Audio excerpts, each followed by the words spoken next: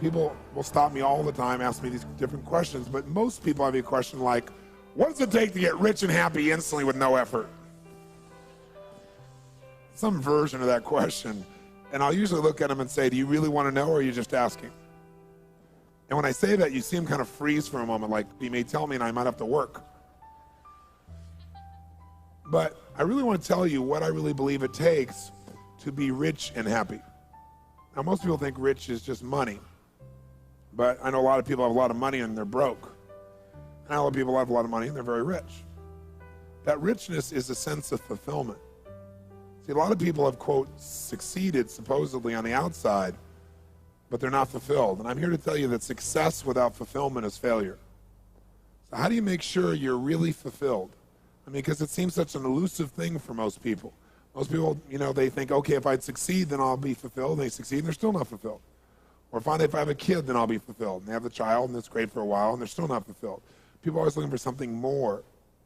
And I will say to you that there's only two things that will give you fulfillment long term. We may talk more about this tomorrow in more depth, but we all have 6 needs that must be met. All human beings have them. We all have different goals, different desires, different ways of trying to make ourselves feel good, but we have the same needs. And the first need that everybody has is the need for certainty. We all have a need for absolute certainty because certainty is a survival mechanism. You have to have a certain amount of certainty to even function. Like right now, if you weren't certain these lamps, these lights up here were going to hold up, or the roof was going to hold on, then you probably wouldn't be listening to me a whole lot right now. Because without a base level of certainty, the floor is going to hold you up, you can't function. And how many of you have been in the place, by the way, where you had so much uncertainty in your life that it just freaked you out, like uncertainty about your job or your career, about a relationship, and it made you crazy inside? How many have been in that place where you had so much uncertainty it made you nuts? Say aye. So everyone needs a base level of certainty. Now, we all try to get that certainty in different ways. So we have the same need worldwide. It doesn't matter who you go to, what country, what culture, what language a person speaks, what their socioeconomic background is. Everybody needs certainty. It is a human need, not a desire, a need. It's built into the human nervous system. But we all go about getting it differently. Like some people try to get certainty by having a routine that's the same every day so then they can be certain how it's going to be. Some people try to get certainty by, surrounding themselves with people that they're smarter than. So they feel like they're always in control of the situation, or by trying to control everyone. Some people get certainty by faith. There's no certainty, so they get it by having trust that they're guided. Everyone has different ways. Some people get certainty that they can be comfortable. That's the basic level of certainty, is that you can avoid pain and you can have some pleasure. Base certainty is just that certain you can be comfortable. Most people get that by smoking or drinking or something like that. So everyone's going to find a way to meet their need. You've already found ways to get a certain amount of certainty in your life or you wouldn't be listening to me right now. But the question is the way you're doing it, the way you're getting the need met, is it empowering you or disempowering you, or is it kind of neutral? If you're using drugs or alcohol to get certainty you can be comfortable, it obviously has many, many negative side effects. If you're using faith, it's a different one. If you're using your sense of identity, like, boy, I'm certain, not because everything around me is perfect, but I'm certain because I've always found a way. So my identity is I find a way, and that gives me certainty. So some ways will empower you. So now here's the interesting thing, though. When you get absolutely, totally certain about something, you know what's going to happen, when it's going to happen, how it's going to happen. Let's say in a relationship. You know what's going to happen, what they're going to say, when they're going to say it, how they're going to say it, what's going to occur. When you finally have this ultimate goal of certainty, this need, where you really feel like you're satiating it, you're fully meeting it, then what happens? You feel what? Bored. Right? So all of a sudden this thing you wanted so bad, and this is funny because people go out and they work so hard to get what they want, then they get it and they're unhappy because now they're bored. It's like most people think the secret to life is make enough money so you'll never have to work again. And the truth of the matter is, if you spend any time with people who have achieved that, you'll find that they're miserable. And they usually start another business or do something else because that is not the secret to life. Because they get bored out of their mind. They want to pull their hair out because everyone needs to grow and to be stimulated. So while we want certainty, when we get absolute certainty, we go nuts. And that's because God has a sense of humor and gave us a second need, the need for uncertainty, just to really screw you up a good, right? Just to see if you were paying attention. We have a need for certainty, but we simultaneously have a need for uncertainty. We have a need for variety. We have a need for surprise. We have a need to have things that we're not expecting happening. It creates excitement for us. That's what adventure is. If you know what's going to happen, when it's going to happen, how it's going to happen, it feels good for a while, then you're bored. You got to have surprises in your life. You got to have those things that make you grow. When you know what it is, it doesn't require growth. You can predict it. But when you're not sure, now you have to grow to deal with the uncertainty. And that growth is what makes us feel happy as human beings inside. Now, you can get variety by doing drugs also. Change your state. You can get variety by going to a movie. You know, why do people go to movies? Because it gives them certainty and uncertainty. They're certain they're not going to die, even if the guy in the movie does, right? And yet they have variety. They can vicariously experience all this adventure and surprise and so forth inside that film.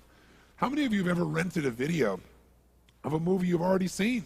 How many have ever done this? Say aye. Now, why rent a movie you've already seen? Answer, because you're certain it's good and you're hoping you forgot enough that there'll be some variety, right?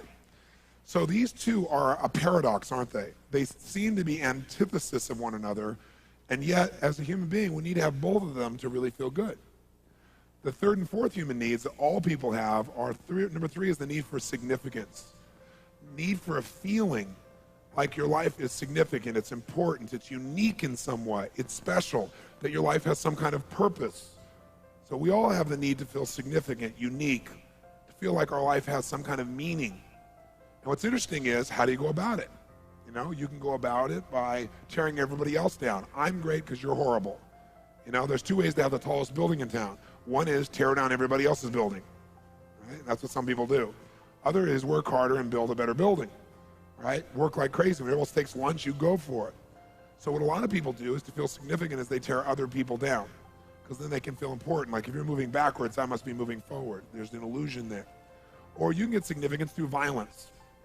Why has violence lasted so long in humanity? Because it meets most of our needs in a very negative way, but it meets it.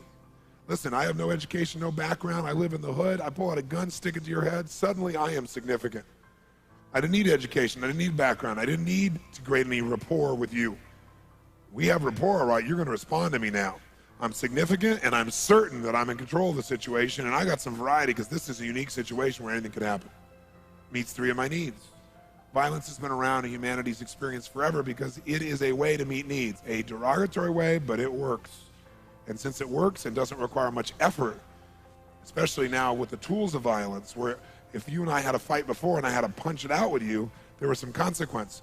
But now with a high-powered rifle or something that can shoot off 100 shots in about a minute from a distance, I can be a coward and I can still feel significant. I can do whatever I want. There's no consequence to me. You can also do it in neutral ways. You can do it by, you know, dressing really uniquely, right? Like you have a unique style that makes you feel unique and significant. You could do it by skill sets. Having skill that no one else has or is very unique. You can do it by buying more toys. You have nicer cars or homes or something like that. You could do it by getting more PhDs, more degrees, more results that you know. You have that thing next to your name so you're significant. Every one of us finds a way, right? Because we have to feel significant. Everybody needs this. The only question is how. Some people do it by saying, I am a Christian or I am a Jew or I'm a whatever, and I'm more unique than you. And then religions fight about who really knows the name of God and kill each other in the name of God. It's an interesting process that sometimes happens. It's happened in most major religions of the world. Because people are basically fighting over who's more significant to the Creator. Interesting thought process human beings have. Now, the interesting thing is to be significant, you can do it in neutral ways, positive ways. You can do it by having more compassion and giving more than anybody else. If you give so much, sure enough, if you know you're willing to give more and you're more honest and more real, that makes you feel unique, makes you feel special, and that doesn't have any downside, it only has upside. So you got to figure out, you're going to find a way to be unique. The question is, do you through cars and homes? Do you do it through achieving? Do you do it by the kind of love that you share? Do you do it by, you know, doing something with people that makes them feel like you're superior? What do you do? But you do something. You do many things to feel significant. But the problem is, to feel significant, to feel unique, you have to be different than everyone, and that, of course, violates the fourth human need, because God does have a sense of humor. And the fourth human need is the need for connection and love. So while you're busy trying to be unique, and I have so many clients, super achievers in the culture, you know, actors, actresses, business people at the top, athletes, who their whole life they wanted to be unique, and then they got this total uniqueness, and now they have no connection because they feel like everybody's trying to get something from them now. They don't really feel the love and connection they wanted, which is the fourth need. Because to be unique and different, I have to be apart from you. This happens in people's intimate relationships all the time as well.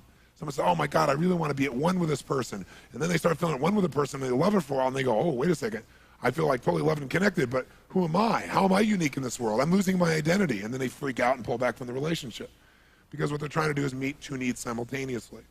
You can get connection by being sick, and then everyone will come and pay attention to you. You can do it by creating problems. If you don't give a kid attention for doing something good, they'll do something bad to feel that you really care and you love them, to get your attention. And by the way, all adults are big kids. They do the same thing. Same thing as a child does. Sometimes a little bit more dramatic, sometimes a bit more painful, but the same things that kids do. Because basically most people are still 5 years old emotionally. So we respond the same way. Most of us are not directing. We have this great facade, but inside we're this little kid. So now here you are in this situation where you want connection. What else can you do? Well, you can have connection by just loving people. You can have connection by way of being in nature, or connection to God through prayer. Or you can have connection by looking at a piece of art and feeling this sense of inspiration. You can have it through meditation. You can have it by making love, and you feel this total connection. You can have it through a pet. There's so many ways to get it. You're going to find a way. The only question is, on a scale from 0 to 10, where 0 is none and 10 is totally fulfilled, where are you? Most people find ways that really don't fulfill them totally to bring them up to a 4 or 5. So they're in no man's land. They're not really happy, but they're not unhappy enough to do anything to change it or make it better. And then if you meet these first 4, if you meet the need for certainty and uncertainty, called variety, and significance, and connection, you'll find a way to meet those. Those are called the fundamental needs. But you will not be rich, happy, fulfilled, really fulfilled, unless you meet the last 2, and very few people meet the last 2. These are the 2 that are the real secret. And that is, number 5 is you must grow. You must grow. And number 6 is you must contribute beyond yourself in a meaningful way. See, you can get certainty by controlling everybody. You can get variety by doing drugs. You can get significance by tearing other people down. You have connection by having a problem all the time that people have to fix. And so they pay attention and you feel loved by that. None of those make you a better person. The only way you're going to be fulfilled is if you pick a different set of vehicles. And those vehicles, or those ways of meeting your needs, must cause you to grow. Because no matter how much you earn, how many people think you're great, or what's wonderful in your life, if you don't feel like you're growing, you'll feel like you're dying inside. And anybody you've ever seen who has committed suicide, you thought, how could they do that? I mean, they had the world by the tail because they didn't feel like they're growing. And or, even if they were contributing, they didn't feel like their life had any meaning, that they were contributing beyond themselves. I bring this to your attention because I've seen so many people develop such great skills and still be unhappy. So if these are the 6 needs, you got to decide how you're going to play this game. And there's certain beliefs you have that make you do things a certain way, and they may not be serving you, but you keep doing it because it meets some of your needs. It's like, for example, anything a human being does, remember I said they have a reason. So if you smoke cigarettes, even though you know it's terrible, you do it because it meets some of your needs. Maybe initially you did it to be significant or to feel connected to some friends. Or maybe you're so stressed, you're certain when you smoke, you can relax. So now we stop you from smoking, well, you're going to go for something else because you got to still feel that comfort, or you got to still feel significant. So unless we understand what our brain is doing, most of us in life have no idea how to win the game of life. We don't know what the target of the game is. We don't know the goal. And so it's pretty hard to win a game when you don't know what the goal is. I'm here to tell you, having been with a couple million people from 65 countries and having heard every story you can imagine. I've dealt with people with 152 personalities who started splitting in the middle of a seminar while Diane Sawyer was actually covering a businessman sitting next to this woman, and she split in 152 personalities, been in therapy for 30 years, and integrated her in 40 minutes on the spot. And Diane and him saying it's a miracle, and saying, but it can't last. So they waited a year to do the story and followed her for a year, and she never broke down again. So I've dealt with that, to people with 152 personalities, to people with like no personality who have a bigger problem, right? Okay, a much bigger problem, right? I've dealt with, the kid in the South Bronx addicted to crack cocaine, and I've dealt with the top CEOs in Hollywood addicted to cocaine. I mean, I've seen it all. And there's nothing I haven't seen. I've seen people physically abused, emotionally abused. I've seen everything you can imagine to see. You don't have to be bright to see there are patterns. And all these patterns are just trying to meet these same 6 needs. And most people don't know what they're after, so it's kind of hard to get your outcome. You don't know what it is. So what I want to talk to you about for a few minutes here is those last 2 called growth and contribution. Because those are the ticket to freedom. And then we'll go through some fun skills, but I want you to think about your philosophy of life. Because while it's great to have these tools, you need both philosophy and skill to make your life work. If you've got great skill and no guiding philosophy, no guiding set of belief structures, then you are a person that has wonderful mechanics, but you're not really going to be fulfilled and you're not going to make a difference in the world. If you got this wonderful philosophy and you got no skills, no muscle, then you're going to live and be able to philosophize forever and you know it's right, but you don't do anything. It's a merger of these two, or a melding of these two, that really creates a quality life from my perception. So let's talk about the philosophy of what creates that fulfillment. I remember somebody came to me one time and said, so what does it take to be rich and happy? And I remember I looked back to him and I said, it's really simple. Be a team player. I remember the person looking at me like, what does that mean? But let me tell you, that's the secret to wealth and happiness. Become a team player. What does that mean? A team player means you've got to understand something. Human beings are really unique. Here's what's unique about us.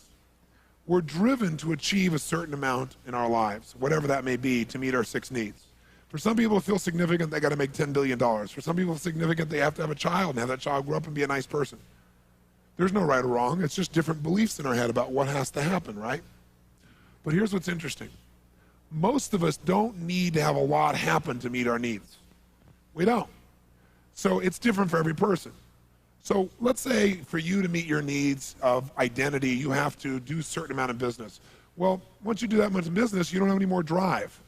It's like, okay, that feels good, right? Or you have a certain amount of need for acknowledgement. But once you get a certain amount of acknowledgement, people tell you a million times how great you are, you always appreciate hearing it, but you don't really need it because you know.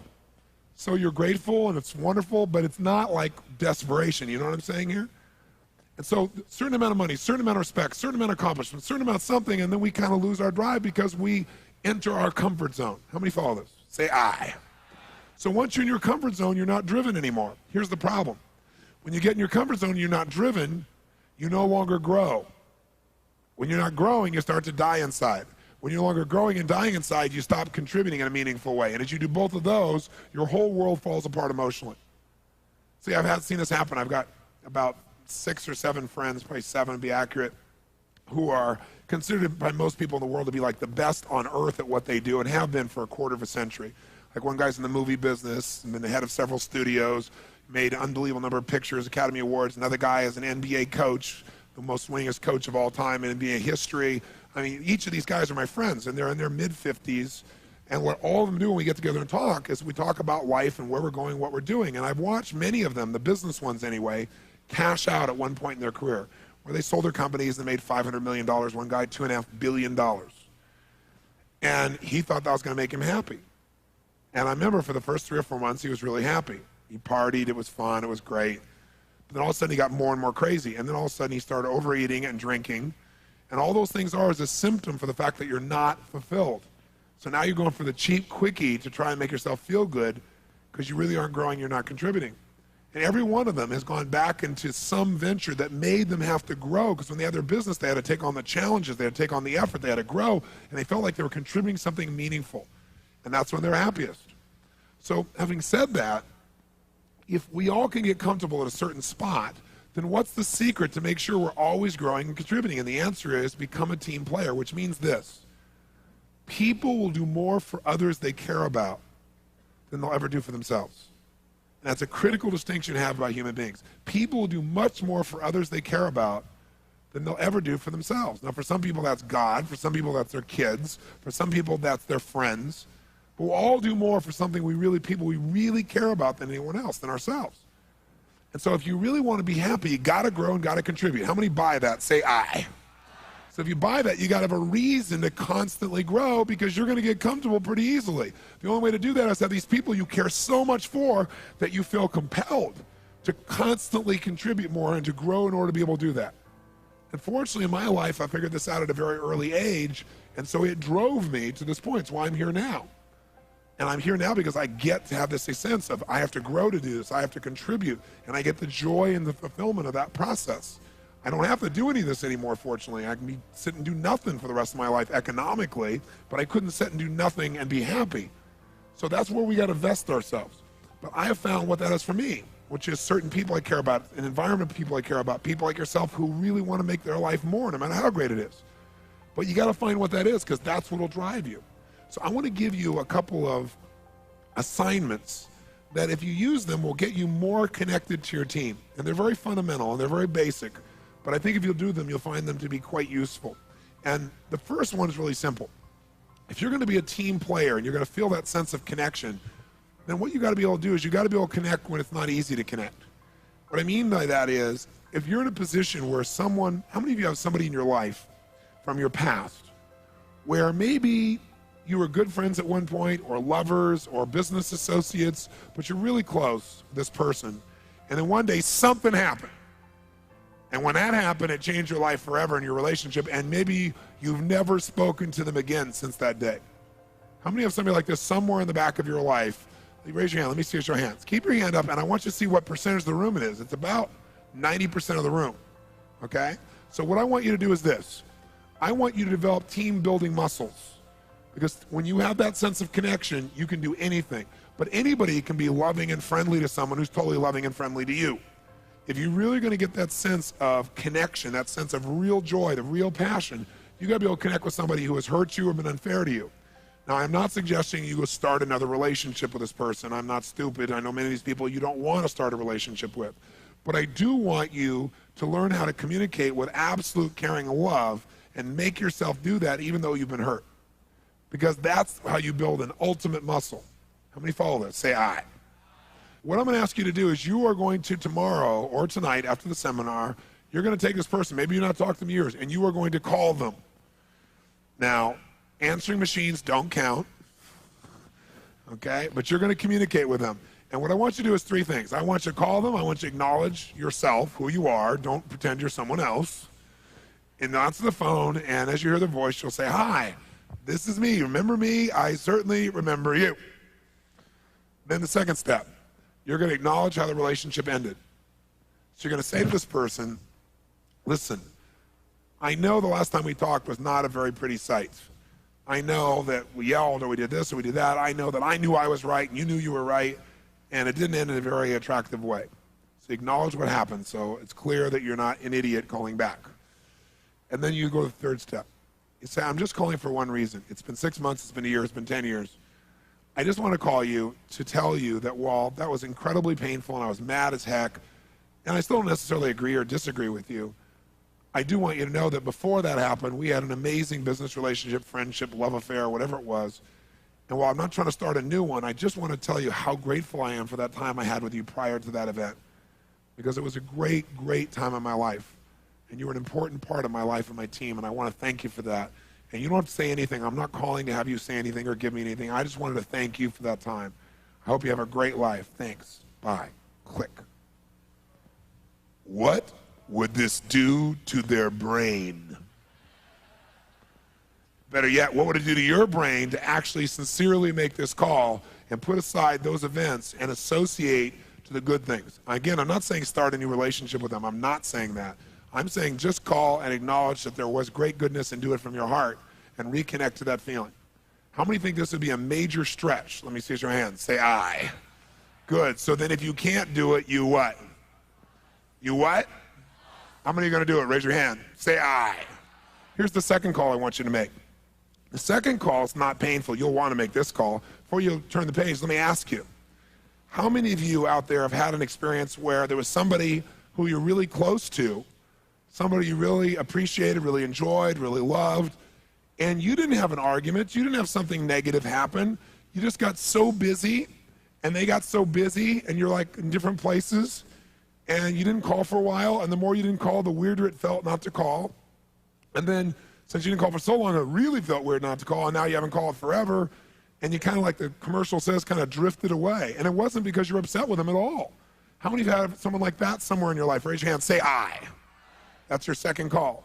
What are you going to do? Call them up, acknowledge who you are, do the same thing, acknowledge what happened. Tell them the truth.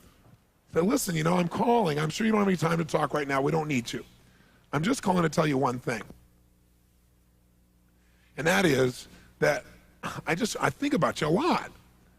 That, you know, I haven't talked to you in so long that after a while, I'm telling the truth. I didn't call for a while, you didn't call. I was busy, you were busy. And then it felt weird to call. So the reason I'm calling is so it doesn't feel weird to call in the future. Right?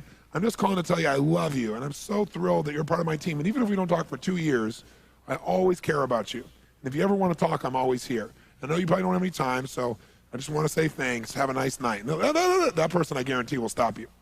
I say, oh, no, I'm so glad you called. And what it'll do is it'll take a part of your life, like one thing you can finally put behind you, this thing you can put back in front of you, and reconnect with it. And I think you're going to find that it'll have a really wonderful processional effect. Like, when you drop the rock in the water, it doesn't stop there when it hits the water. It has this neat little wave effect on your life. Same thing happens when you reconnect with someone you really consider to be a friend. It has an impact on things that you normally wouldn't measure in that area.